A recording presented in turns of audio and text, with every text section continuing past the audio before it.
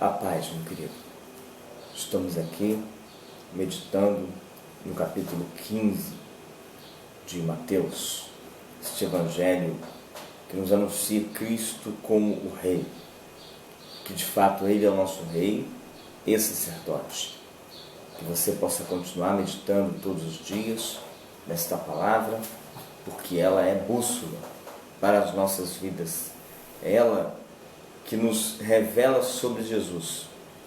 E é ela, meu querido, que nos dá acesso à salvação. Então aqui, meus amados, no capítulo 15, nós temos os fariseus. E os fariseus, eles são religiosos, são pastores daquele tempo, pessoas incumbidas de pronunciar os mandamentos de Deus. Os fariseus eram o melhor grupo religioso que tinha naquele momento, porque eles, assim Jesus falou acerca deles: fazei o que eles dizem, mas não fazei o que eles fazem, porque eles não praticam. Mas é claro que aqui Jesus vai entrar em conflito com os fariseus justamente por um ensinamento errôneo, apesar de, na crítica, Jesus ter elogiado os seus ensinos. Mas aqui em específico, eles estavam ensinando erroneamente, né? Por motivos diversos. Eu acredito que a origem desse motivo seja ganho financeiro. Como diz a palavra, o amor ao dinheiro, meu amado, ele é a raiz de toda espécie de males. E aqui nós vamos ver o seguinte, né? Os fariseus questionam a Cristo sobre por que os discípulos não lavam as mãos, né? Uma prática que os discípulos, no seu entender, era fundamental, era de muita importância. E Jesus questiona os discípulos por que eles invalidam a palavra de Deus por causa das suas transgressões. E aí Jesus explica por quê, né? No entender dos discípulos, eles ensinavam que as pessoas estavam desobrigadas de ajudar pai e mãe se dissesse que tal recurso financeiro era para oferta. Não é isso? Porque Deus ordenou, versículo 4, honra teu pai e tua mãe, e quem maldisser o seu pai e a sua mãe seja punido de morte. Mas vós dizeis: se alguém disser a seu pai ou a sua mãe, é oferta ao Senhor aquilo que poderias aproveitar de mim, esse jamais honrará seu pai ou sua mãe. Honra, aqui, meu querido, é auxílio financeiro. Os filhos devem ajudar aos pais nessa questão. A sociedade moderna inventou aposentadoria, inventou asilo, abrigo para idosos, mas no projeto de Deus, né? Qual é o projeto de Deus? Deus quer a família unida, juntos. Deus quer o filho, o pai, a mãe, o avô, a avó, vivendo no contexto do lar, vivendo no contexto da casa. A nossa sociedade moderna é que retirou isso.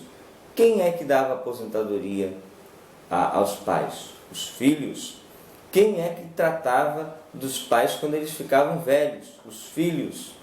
Alguém ia para o hospital? Não ia para o hospital, porque no contexto das famílias se resolvia aquilo, né?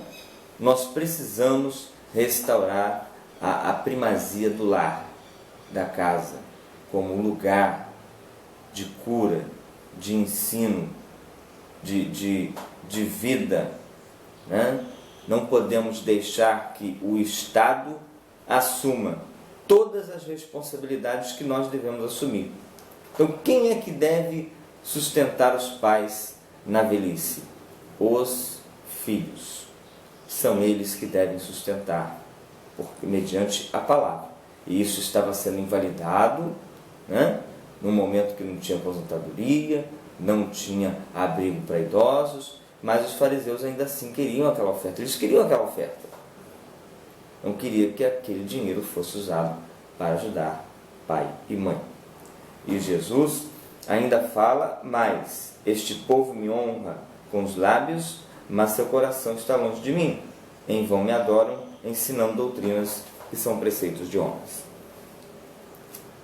Quem quer honrar a Deus precisa entender o que é da palavra de Deus. Entendendo o que é da palavra de Deus, é somente isso que vai cobrar das pessoas. Nenhum pastor, nenhum sacerdote está liberado por Deus para cobrar do povo aquilo que Deus não cobrou. Isso é preceito de homens. Isso é regra de homens. Então, o que nós temos que cobrar do homem, o que os fariseus tinham que cobrar daqueles homens, era justamente que eles honrassem pai e mãe. E não que entregasse toda a oferta, deixando o pai e a mãe de lado. Não é isso? E aí, Jesus, numa total denúncia desse comportamento dos fariseus, ele fala para assim: e tendo convocado a multidão, lhes disse: ouve e entendei. Não é o que entra pela boca que contamina o homem, mas o que sai da boca, isto sim contamina o homem. Você vai comer de mão com mãos sujas, você vai, na verdade, comer alguma coisa que aparentemente é proibida, como carne de porco, naquela época era proibida. E os fariseus, os judeus, tinham todo esse cuidado, né? Um cuidado religioso extremo, e deixavam outras coisas. Ele fala: não é o que entra que contamina, é o que sai é que contamina. O que sai do coração. Jesus explica isso depois, porque Pedro vai perguntar: mestre, nos ensina essa parábola. Aqui eu creio que Pedro ele errou. Ele perguntou: nos explica essa parábola. Mas Jesus não falou em parábola. Jesus falou literalmente o que ele queria falar, né? E ele explica assim: mas o que sai da boca, não compreendeis que tudo o que entra pela boca desce para o ventre e depois é lançado em lugar escuso? Mas o que sai da boca vem do coração, e é isso que contamina o homem, porque do coração procedem maus desígnios, homicídios, adultérios, prostituições, furtos, falsos testemunhos, blasfêmias. São estas as coisas que contaminam o homem, mas o comer sem lavar as mãos não contamina o homem. Meu amado, o que contamina o homem, segundo o que Jesus está falando, é o que sai do coração. São os planos, são as palavras. Eu serei julgado por cada palavra que eu falo. Então, querido, que você possa ouvir atentamente esta palavra de Jesus e cuidar do seu coração, né? Nós vemos aqui, logo após a mulher cananeia, e a mulher cananeia, ela não está no foco da pregação de Jesus. Nós vamos ver aqui uma mulher de grande fé. Está Jesus, seus discípulos, e a mulher cananeia começa a gritar, e gritar: Jesus tem compaixão de mim, né? E primeiro Jesus não responde nada. Versículo 23. Ele, porém, não respondeu nada. Ficou impassível. Depois os discípulos tentam afastá-la. Gente, afastem essa mulher daqui, ela está perturbando o mestre. Depois Jesus anuncia para ela o foco da sua missão. Mas Jesus respondeu: não foi enviado senão as ovelhas perdidas da casa de Israel. Não é assim que Jesus ordena aos seus discípulos? Não vá aos gentios, não vá aos cananeus, vá às ovelhas perdidas da casa de Israel. Essa era a missão de Cristo. Era isso que Cristo queria fazer. Estava focado nisso. E ele falou isso para a mulher cananeia. E aí, ela, porém, depois disso, ela o adorou e pediu socorro. Amado, é uma grande perseverança, é um grande comportamento de fé. Ela foi focada, ela foi objetiva, ela queria aquele milagre, ela sabia que Jesus podia curá-la, ela sabia que Jesus podia restaurá-la, ela podia que Jesus podia, na verdade, curar a filha dela, trazer a solução. Ela acreditava em Jesus, mesmo depois de tudo aquilo, mesmo depois dele anunciar que ela não era a beneficiada. E ela poderia até desistir, porque já que ele falou que ela não era o foco da missão, era outro povo, ele tinha outro povo, mas ela mesmo assim adorou e insistiu. Oh meu Deus, me socorre. Então, Jesus ainda replicou que não poderia tirar dos filhos e dar aos cachorros. E aquela mulher, pela 4ª vez, e ela se humilha e ela diz: mas até os cachorros comem das migalhas que caem na mesa do dono. E Jesus ali declara: grande é a tua fé, vai. E naquele momento a filha dela foi curada.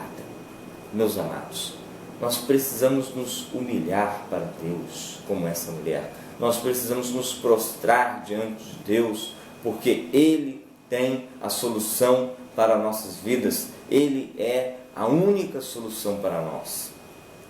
Que Deus possa nos revelar acerca da humilhação. Precisamos nos humilhar debaixo da potente mão de Deus. Cristo passa ali pelo mar da Galileia e ali ele faz muitas curas, de modo que o povo se maravilhou de ver que os mudos falavam, os aleijados recobravam saúde, os coxos andavam e os cegos viam. Então glorificavam o Deus de Israel.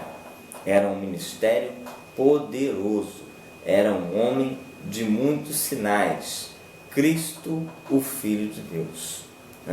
E nós temos aqui a segunda multiplicação dos pães, onde foram alimentados 4.000 homens, além de mulheres e crianças. 4 vezes 3, 12, umas 12.000 pessoas, Homens 4.000, para cada homem uma mulher 8.000, para cada mulher uma criança 12.000, não é isso? E a partir de quê? De 7 pães e alguns 7 peixinhos. Quantos pães tem? De 7 e alguns peixinhos. 7 pães e alguns peixinhos. Eu quero destacar aqui, meu querido, nessa multiplicação e nas outras multiplicações, e em todo o ministério de Cristo, esse fato. E chamando Jesus os seus discípulos, disse: tenho compaixão desta gente, porque há 3 dias que permanece comigo e não tenho que comer, e não quero despedi-lo em jejum, para que não desfaleça no caminho. A compaixão de Cristo em relação à multidão, a compaixão de Cristo em relação ao povo. Hoje,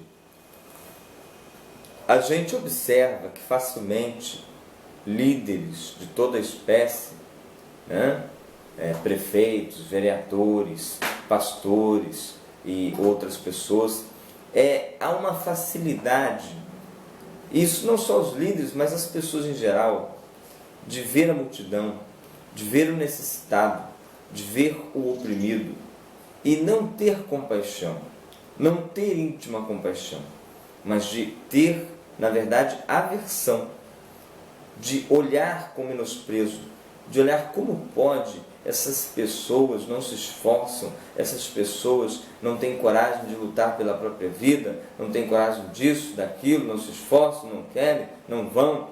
E normalmente todos esses líderes querem viver afastados da multidão, querem viver afastados das pessoas com as quais vão proclamar a palavra. Meu querido, se no seu coração há o propósito de ser um homem de Deus, uma mulher de Deus, e em sendo um homem e mulher de Deus, você for líder, que você tenha compaixão daqueles a quem você vai proclamar o Evangelho. Que você tenha amor por todas as pessoas. A palavra de Deus diz que se o Evangelho está encoberto aos que se perdem, aos quais o Deus deste século lhe cegou o entendimento. Temos que interceder, temos que orar, temos que anular as obras das trevas. Que o Senhor possa encher o teu coração de amor e de sabedoria, para que você possa executar a obra dele em nome de Jesus.